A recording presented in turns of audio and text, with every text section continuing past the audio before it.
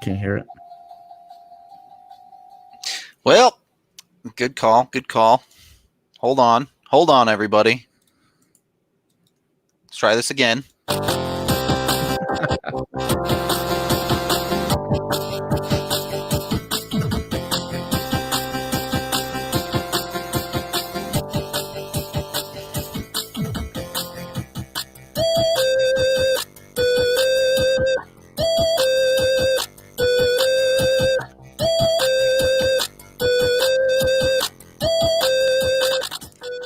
Welcome in to the DNVR Avalanche Podcast, presented by DraftKings Sportsbook, the top-rated sportsbook out there.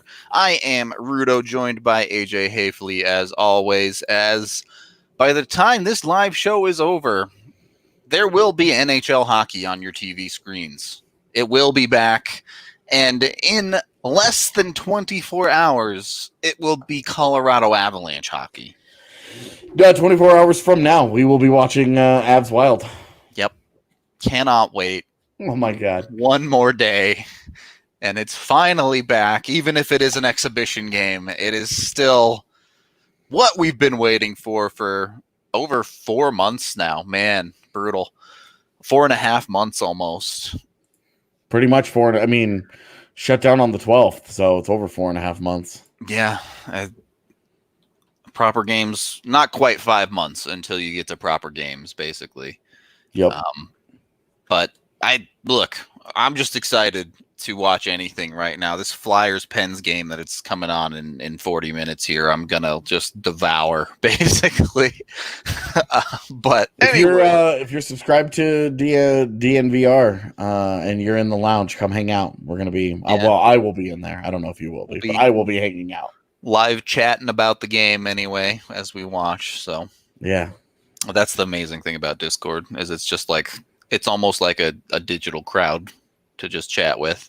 It really is. This is how I get through a long distance relationship. You watch movies together. Yep. There was a service that we used when we first started dating, and now it's like we just have Discord. You don't need Discord it anymore. Discord is the free version of that service. Discord worked because that service shut down because they were like, well, we can't monetize this. And it was like, I don't know how you can't monetize this. This is an amazing thing that a bunch of people use. And now it's just like, oh, Discord just gives it away. And it's like, that's why you can't monetize it. Somebody's just giving it away. That'll do it. Now we're here. Appreciate the kind words, chat. We're glad we made it. We'll put it that way. Oh my gosh. Let me tell you, all the other people talking about, Avs fans deserve a proper Avalanche podcast or what. Try and get through 5 days a week during a pandemic and then act like you're a proper Avs podcast. then you can stunt on anybody. But until that happens, all y'all pretenders. We out here. That's all. We were the only ones that made it through all of this. We were the only ones that cared enough to actually hang around and try and provide some content during a freaking pandemic. And it's because we love this more than anybody else, and we love y'all more than anybody else. So it better. Hockey is coming back in less than an hour. I'm so ready. So, as you informed me earlier today, the exhibition games are, in fact, 13 forwards, 7 defensemen. Yep. Which is great news for the Avs, given that they have 13 forwards they want to put in their starting lineup, and I'm sure a few others they'd like to try out. 100%. So, is it that easy for the exhibition? Do you just run your top 13, or do you try and work an O'Connor in there? Do you try and work someone else? For the exhibition game, I probably would.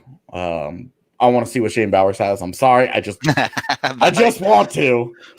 I want to see what Bowers has. I would put him in there. I will put Jost in there. I will put Timmins in there. I will put Byram in there.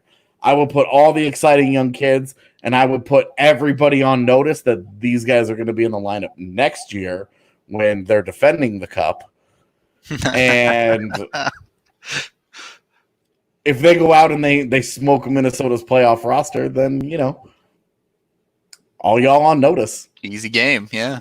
That's what I would do. That's the ultimate power move. Hey, we're gonna put a handful of the kids in who are gonna take jobs next season We're still going to roll y'all. And we're going to see what you do in the offseason to try and catch up because you booty. The power move of beating the Minnesota Wild with children. That's what I would do.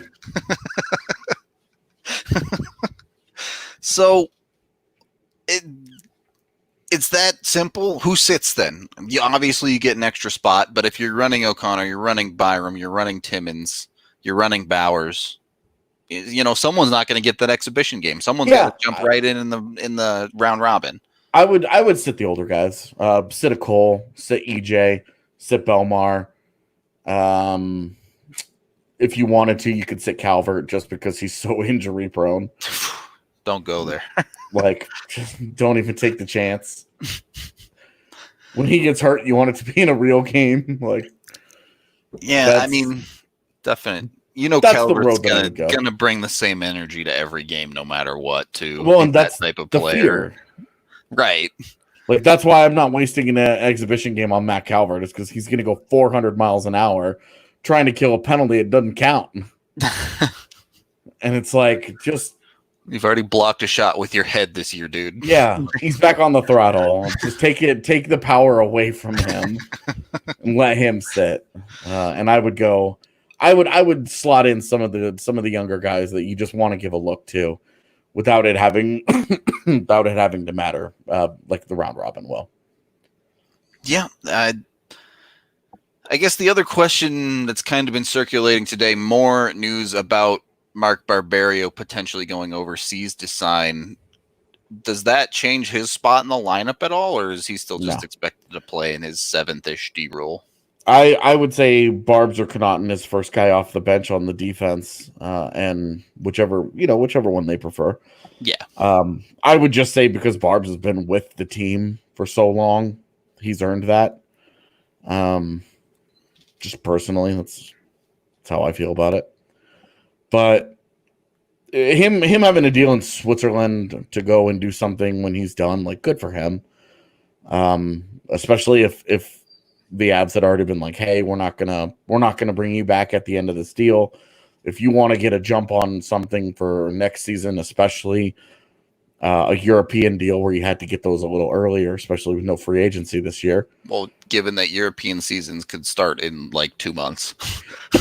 Right. He could go straight from winning the cup to playing in the NLA. Yep. So good for if that ultimately ends up being true, and we've heard smoke about this for a while. Yeah. It came out again today. I didn't check the sourcing on it. I didn't actually dig into it very much, which was irresponsible on my part, but I just haven't done it yet. But it seems to be very much a consistent thing that we continue to hear. So I'm willing to just take the leap of faith and say that that's probably true. And good for him. And think about it. If you were 30 years old and you had been in the NHL the last couple of years, you knew that you were probably on the tail end of your career. You weren't going to get another NHL deal. Why not? Right. Go make hundreds of thousands of dollars continuing to play hockey. Right. He's done the AHL bus thing, trying to get a job. Yep. And riding around playing in these smaller. Why not go live in Europe for a year or two? Make the same kind of money that you're making in the AHL. Get an awesome life experience. Switzerland is beautiful. Yeah. Especially no kids. Just go do your thing. I think that would be. I think that would be. If I was a hockey player and I was facing the reality of, hey, NHL wise, I'm probably not getting another deal. I'm on the wrong side of 30. I haven't hardcore won a job and proven that I am this guy, that I have to be here. I'm going to have to go win another job. There's no guarantee. I could end up in Cleveland or something next year. Instead of taking that chance that he ends up in Grand Rapids because he signed on a bad team. Yeah. Why not go to Switzerland? That's exactly how I would approach it. Miko said it best. No wife, no kids, no consideration. Straight up. Not what he was talking about, but it still applies. Do you think you could be a third pairing guy in the NHL somewhere? I don't think so. 7th D maybe. Yeah, I've long felt that he's a rotational guy. Yeah. The role that he's played in Colorado has been perfect for him. He's such a great teammate that he maybe got to stick around an extra year because everybody loves him. But as we've seen, and this is no knock on him, but I think the talent around him has passed him. Yep.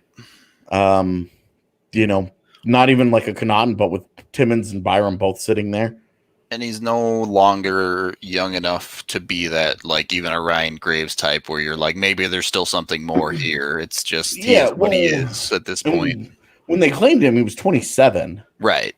And like that, and we, all the studies on aging curves show that's still like considered prime territory. Yeah. The tail end of the prime.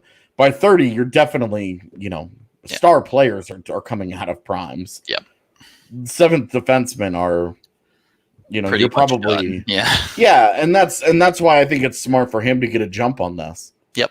He's secured a job for next season and he's good to go. And selfishly, anybody that's a longtime listener on the pod knows that I'm very, very fond of Barbs, and I have a lot of good memories with him. Because he's just a good dude.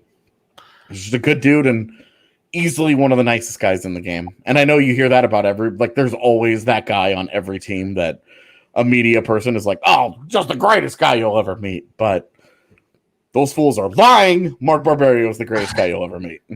Does Barbs have all of his teeth? I can't remember him not missing any teeth. As far as I know, yeah. All right, so maybe Mark Barberio doesn't need Green Mountain Dental Group, but plenty of hockey players certainly do. Just on speed dial, just in case. Yeah, right, exactly, because in hockey, you could lose a tooth at any moment, basically. That's right. But Green Mountain Dental Group has you covered, whether you're losing teeth out there on the ice or you're just looking for a regular dental checkup. Either way, they are one of the best damn family-owned dentists in the metro area, and they're extreme Colorado sports fans, just like everyone here at DNVR. They have a great location out in Lakewood, just 15 minutes from downtown Denver, so they're extremely easy to get to. Our very own sales director, Lindsay, just had her wisdom teeth out over there, and she said it was one of the best dental experiences of her entire life. Plus, when you schedule a cleaning, x-ray, and exam with them, you'll get a free Sonicare toothbrush, the electric kind as well, to make brushing super easy. You just stick it in there and it basically takes care of your teeth for you. So schedule that cleaning, x-ray, and exam today and get that free Sonicare toothbrush. And of course, today's show sponsor, DraftKings Sportsbook, the #1 rated sportsbook app with bets all over the board here.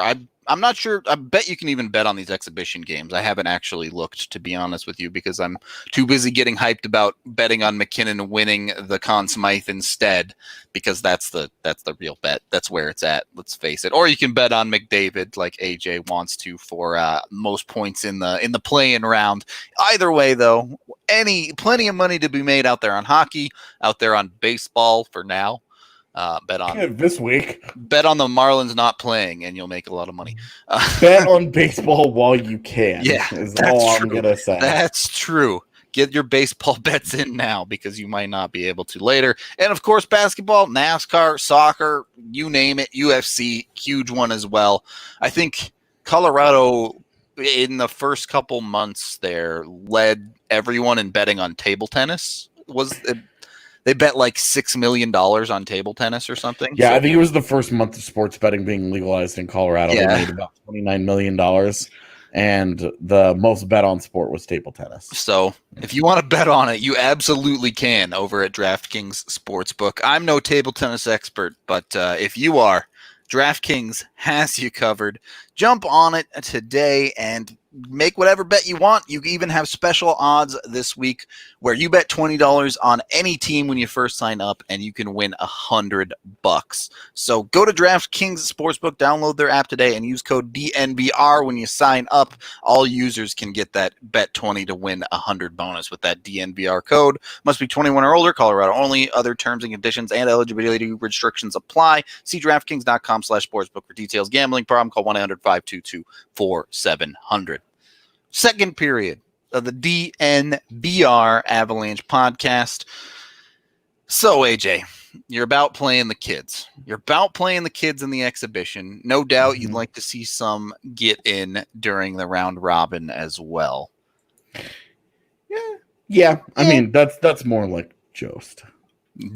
And if someone scores a hat trick in the exhibition, play them maybe. Yeah, maybe give them the first round robin game. All right. And then when he has no shots on goal in 8 minutes of time, then you're like, never mind. Okay, back to the status quo then. Yeah. Get back to the bench.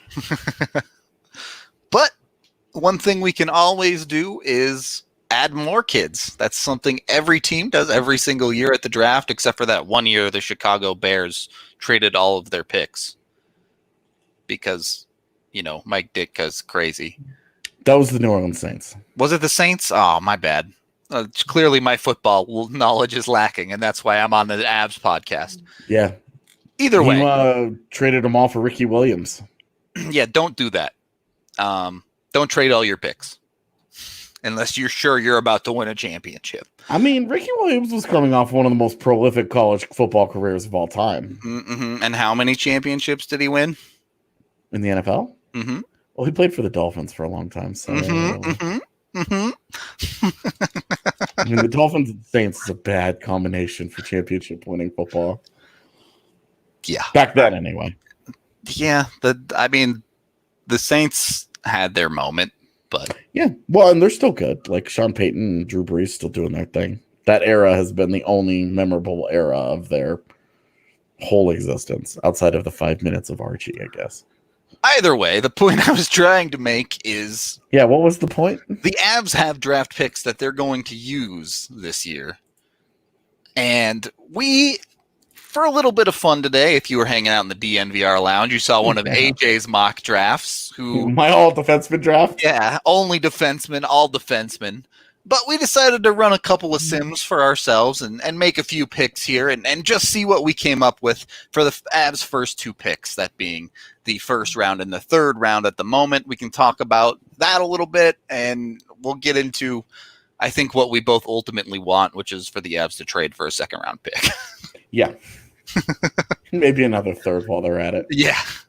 Because some parts of the pipeline are starting to look a little bit dry at the moment. When you look at the Avs pipeline, you look at that reserve list, it's basically the forwards are good at a lot of different levels. You've got a couple of guys that you like everywhere. And on different staggered timelines at that. So that's nice. What you don't like is that basically the graduation of Byram and Timmins, that's it. It leaves you with, well, hopefully Hellison is something in a couple of years, basically. Yeah, and Drew Hellison is a minimum 3-year college guy. Yep. And that was true before the pandemic. If they canceled this fall hockey season, I don't know what who even knows those guys do. So Newhook is one of the ones that you would say is close to the NHL, so you're not too worried. Like, he's going to be here sooner than later. But there's guys like Sampo Ranta where he'll sign after you would expect he would have signed after his junior year, which is the upcoming season for him. You just have so many, right? You have Kaut more in the immediate. You can throw Powers into that category as well. Then you have Newhook in 2 years. And then after that, you have Ranta, you have Bocage, you have Kovalenko probably in a year or two. It's right. The prospect pipeline in the forward side is very wet. The defensive side is pretty dry. It's basically Drew Hellison, and then you're hoping one of the Notre Dame guys pans out. Yeah, and Zhuravlov is a total mystery, really. Right. Zhuravlov coming to North America and how he adjusts and all the different... We're beyond getting overly hyped about Russian kids coming over to North America unless they play substantially in the KHL. Yep. So Tyler Weiss is a 4-year college guy, and we'll see. I have to say, though, the way that he has progressed in his game in the first couple of years is encouraging, but he needs to take some big steps forward, and he needs to fill out. Like, he's so tiny. He's not Smirnov. Smirnov was like a 1-year wonder almost. Well, and he was an over a year. Yeah. He was a second-time eligible guy. Right. And Weiss has made progress from his freshman to his sophomore year, but basically, like AJ said, he's got to find a way to be able to drive play individually a bit more. Yeah. And we'll see with Weiss. Like, he still has 2 full years to go, and he's got time. He's just another one on the pile for the Avs. Right. Though the big difference between Weiss and Ranta is that Ranta's physically matured to the point where he would fit into pro hockey right away. Yep. And wouldn't have to make any major changes to his game. Weiss would just be, you're hoping he can survive. Don't get blown up, please. Yeah. So Weiss is a guy that just have to hang on. All of this is to say, we're not trying to do like a full system breakdown here. It was just the defensemen in the system are really, really thin, and that's really where we think Colorado should focus. You know, it's always take the best player available, and that's how you and I both approached the first round. Yep. But after that, it was like, hey, we need to start focusing on defense. We need some Cam Morrison. Unless something has happened in the last 20 minutes since this pod has been live, I'm not expecting Cam Morrison to get an NHL deal. It would not surprise me if he signed with the Avs on an AHL deal. And route, yeah, exactly, and see kind of what he has to offer. And that's assuming he doesn't get an ELC from another team. I don't think that's going to happen with the Avalanche. I think that they are facing a situation where they know ELC's contracts, the contract limit and all that. They're not going to push up against it this year, but next year they have as many as 8 ELCs that they could be handing out. Yep. So they need to be careful. Yep. Igor leaving opened up a spot, which increased Morrison's chances that they haven't signed him to one. Says they're going to wait until August 15th. And then if he gets a deal from someone else, then he does. Congratulations to him. If he doesn't, I could very realistically see an AHL deal with the Eagles, but I don't think he'll get an NHL deal from the Avs right away. Yeah, I think that's just kind of the reality of that situation. But we did use the FC Hockey NHL Entry Draft mock draft platform to make a couple of picks based off of their rankings. They have a simulator that will have other teams make picks for you. And I should throw this out there. Probably won't happen for a while with the playoffs about to get going. But if being part of one of these mock drafts is an interesting thing to you, hit us up, and we'd love to do a mock draft with like a full 31 player controlled teams in the future at some time. So if that's something you want to do. We did the franchise or the fantasy draft last summer where we had the whole Discord and we made all the picks and it was a whole live thing. We would love to do that as for the entry draft this year to get we have a GM for each team. If you want to sign up and be an AGM for a team, you could do that too. Like I would be all for that. And we would love to have a podcast that's just dedicated to us doing a live NHL mock draft with everybody as GMs, because one of the things that sucks about these simulators is that there are picks that you could take umbrage with right away. Yep. For example, the simulation that I ran that I'm going to use here that we're going to talk about has Jack Quinn, who is very likely going to be going in the top 15 somewhere, dropping all the way to 26, and that just doesn't seem very likely. Yeah. And should we be doing one where actual people are controlling all of that?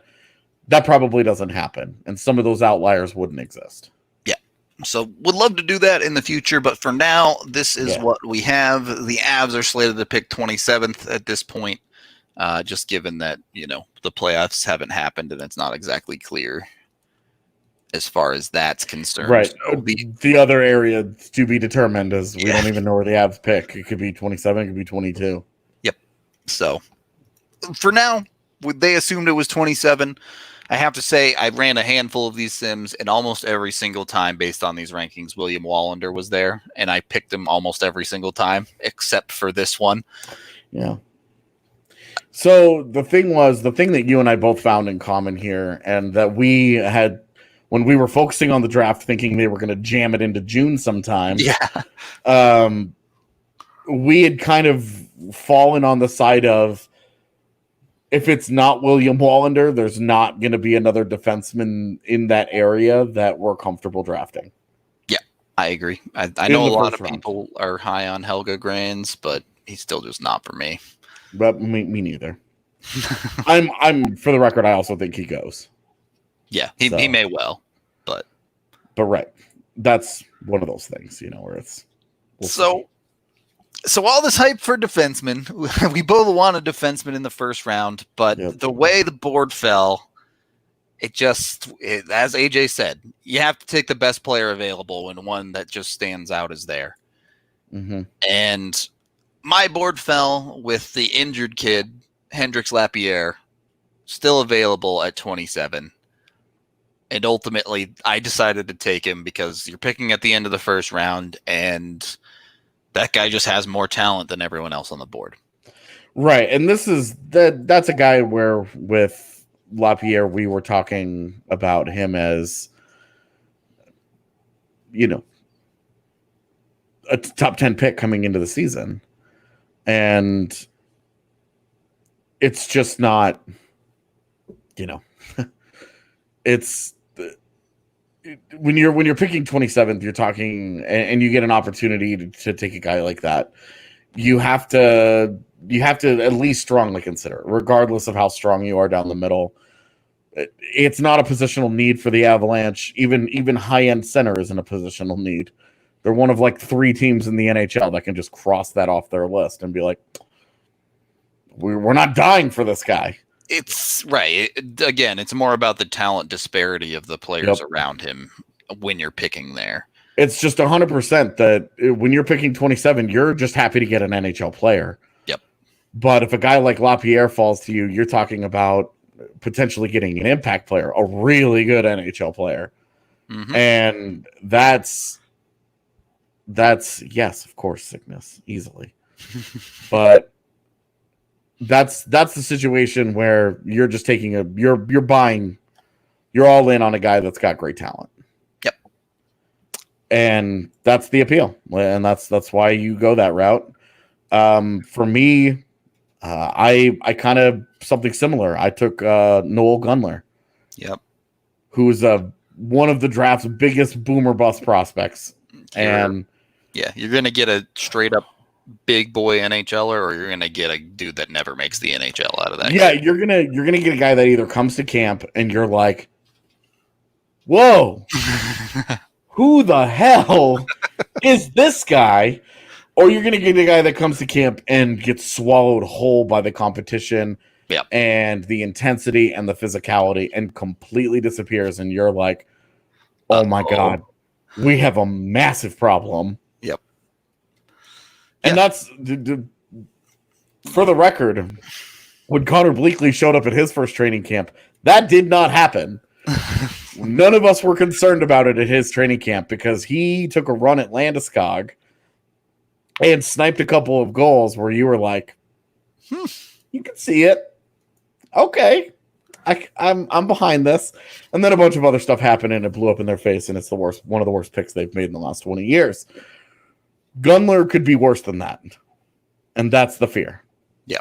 But the upside, again, like Lapierre, you're buying on the boom part of that conversation. You're shooting your shot for sure. Yeah. Yeah. You're saying, look, we're at 27. I can either take William Wallander and hope that guy pans out into a second pairing defenseman for me, or I could take Noel Gunler and this dude could be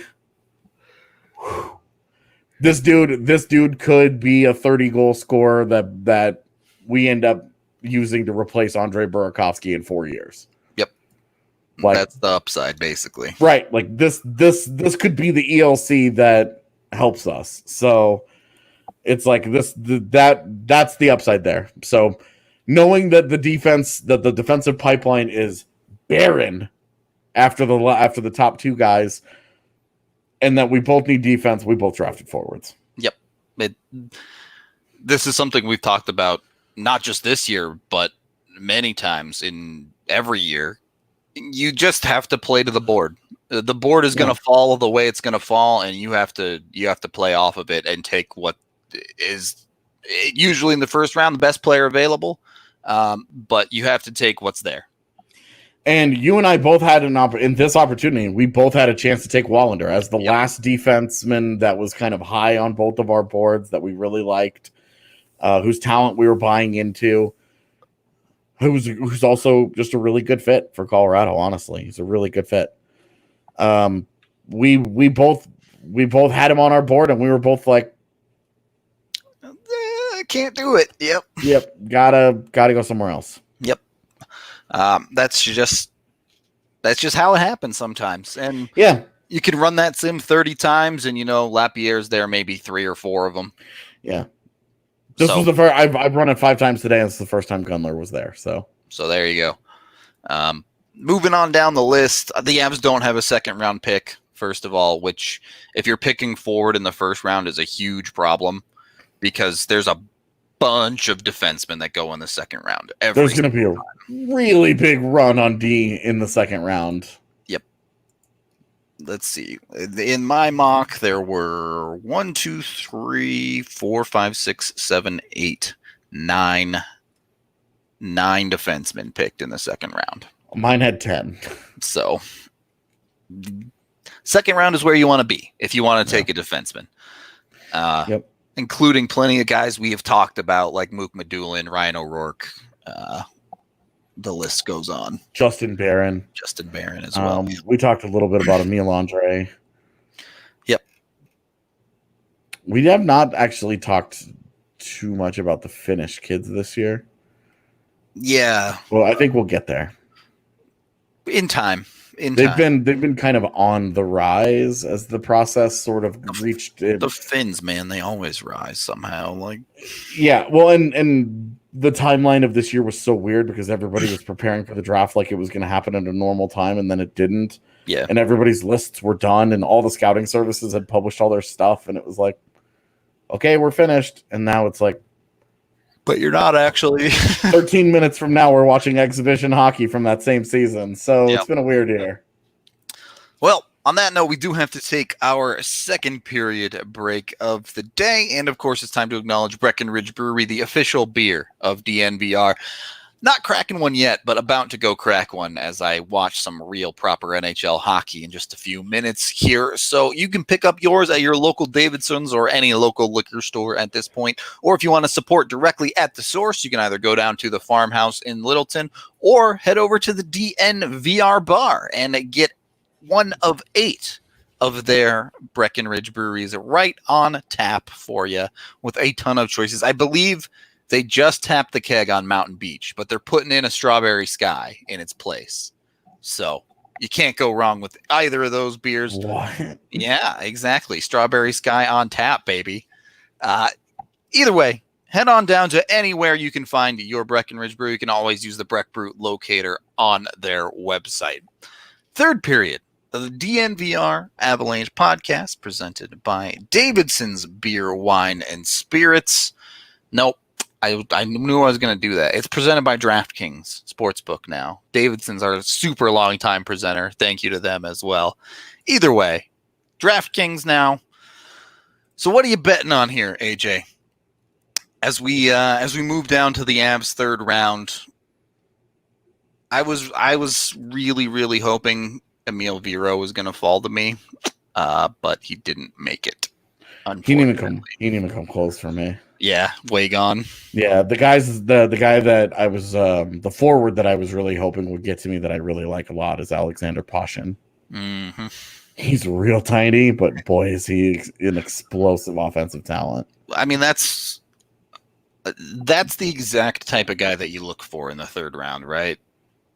An explosive offensive talent, yeah. Yeah, there's going to be a large hole in his game, whether it's his size, his skating, whatever. Yeah.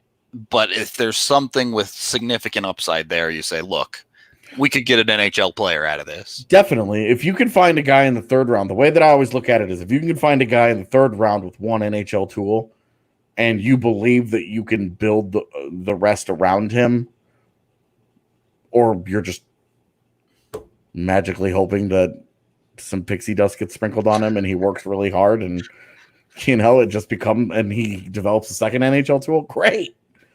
Like that's how I approach it. And we saw it last year. The 2 guys that they took in the third round had 2 NHL tools. Yep. Alex Bocage had the shot and Steinberg had the size and physicality. and kind of that power forward game, that approach, I guess. Yeah. We'll call it like makeup. So they're hoping that each of those guys can better round out their games. With Steinberg, they're hoping it's a little more of an offensive profile. With Bocage, it's skating. Yep. If those guys can round out those aspects of their games, they'll be in the NHL someday. Simple. And so looking around, I don't know what your board looked like, but a whole lot of guys who are 5'9". Yeah, see, I went with the guy who wasn't 5'9". But I went with one who was 5'11". Okay, yeah, I went a little bigger than that. I didn't get Sokolov, who went at 75, unfortunately, but settled for the 6'2" Maxim Groshev, who, as an 18-year-old, played 37 games in the KHL this year, put up only 7 points, nothing crazy for a right winger, but again, this is somewhat similar to a Kovalenko type on the forward side in the regards of, look, if you're playing proper minutes in the KHL at this young of an age, there is a lot there to like, and I think the upside is fairly significant. He played a handful of games in Russian juniors this year, and they basically said, you're too good for this league, go away. So compared to his peers, he stands out quite a bit. Again, 6'2", 200-pound guy. So he has the size that someone like a Kovalenko is lacking a little bit. Not quite the same bulldogish mentality as a Kovalenko, but look, you're asking for the pretty much standard Russian prototypical forward here, where you say, look, go spend a couple of years in the KHL, which is an extremely offensive league, figure out your offense, and then we'll talk about bringing it to the NHL. And one of the other things that you really like about that is that he does not play for one of the power organizations in the KHL. The ones that actually win championships and stuff. Right. Well, and the ones who have the money to keep their guys from leaving. Yep. That's, you take a St. Petersburg or somebody, one of the government funded teams, right? Like one of the jewel franchises in the KHL. You're immediately reducing the opportunity that you're going to have to convince that guy to come over in a timely fashion. Yep, if at all. Right. And with Groshev, he does not play for one of those programs. So obviously the results didn't work out, but similar story with guys like Igor, and honestly, it hasn't happened yet, but it's someone like a Zaravlyov too, where the teams just say, look, we can only pay who we can pay. And the KHL salary cap, if you don't know, has been shrinking pretty significantly over the past couple of years too. Yeah, so, I think it even led to a contraction of one of the teams. They just didn't have the money anymore. Yep. So if players are looking to make money, coming over is becoming a better and better option for these Russian players. Even ELC money, where they make $70,000 in the AHL, but they make a $92,000 in a signing bonus. Yep, that's meaningful cash for those guys. With the signing bonus, especially for the younger guys, it's probably as much as they're making in the KHL. Yeah, it's a big deal. So that's just where the financial reality of the KHL is losing ground in its fight to keep its talent. Yep. And that's why guys like this, like a Groshev, or even pick your poison here. Yeah. Honestly, like Pashin is another good example. Like another where you get these mid-round Russian kids who are still in Russia, and you have a better chance than ever at getting them to come over just because of the financial aspect of it. Yep. Yeah. So I actually stuck to the plan and went with a defenseman. At least one of us did. I went with Luke Reed out of Chicago, the USHL. I'm nervous about the USHL because I don't know what's next for those guys. Yep. The upside of him being in the USHL already and not the NCAA is the USHL is already planning to continue its season. and have its season kind of go on, not as normal, but as normal as possible. And if the college hockey gets canceled, the USHL and the USHL continues, he just stays there. That obviously that's not great for his development. It puts him behind a year, all those different things, but it's at least he's at least playing. And the reality is a lot of kids are going to be in that boat if that's how it shakes out. So he's in the same draft class as all these other guys. It's not like he's the only one going through it. So it would just kind of put this entire draft class a little bit behind. And that's just the reality of it. And with Reed, he's more of a defender than a puck mover. Given his size, that's iffy, but he's got a certain tenacity to him that I really like, and he's right-handed. I mean, if there's any organization that trusts a smaller guy to be quality on defense, it's the Avs after Sam Girard, right? Right. So I like him, and he picks his spots offensively. You and I have watched a handful of Steel games because they had Brisson, yeah. Well, they had Brisson and Colangelo, Reed. Well, they've got 4 or 5 guys who are going to get drafted. A bunch of guys that are supposed to go in the mid rounds. So, so we've seen a handful of the Steel this offseason that we've watched, and I like him. I like his game. I'm familiar with it. It to me just need to keep taking defensemen.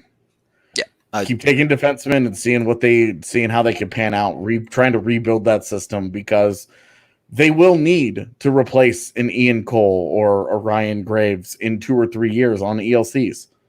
They'll need to do that because, to Girard on his contract, to Makar on his next contract, you're hoping Timmins and Byram on their second or third contracts are worth legit money. You're going to need ELCs. And this is, again, where the second round pick comes back in. Look, if a defenseman's the best pick in the first round, great. Take him and be happy with it. But having that second round pick allows the Avs, if the Avs D pipeline had 3 Drew Hellisons in it right now, you'd be feeling pretty okay.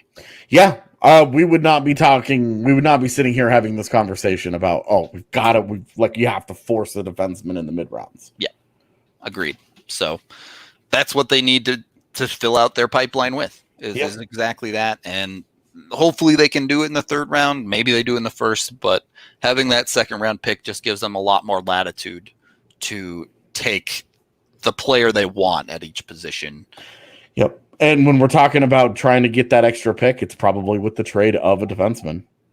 A guy like Zadorov is probably the likeliest candidate to go. If he goes on his own. Yep. If he goes on his own, it's probably a draft pick or 2 here or there.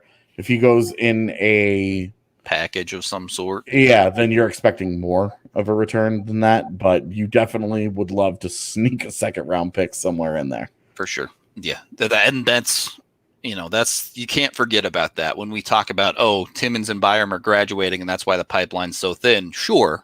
But now you also have 8 NHL defensemen. Right. That's the cost of the graduation, is that it's like, hey, you're saving the money on those ELCs to move out Zadorov's near UFA status. Yep. So that's the balancing act that you got to have. Rudo, let's get out of here. Hockey's about to start. Yep, we got to go. Puck drop is happening in just a couple minutes, so we are out of here for today. Had to hit back to my favorite draft content to get us through this final day before Avalanche hockey.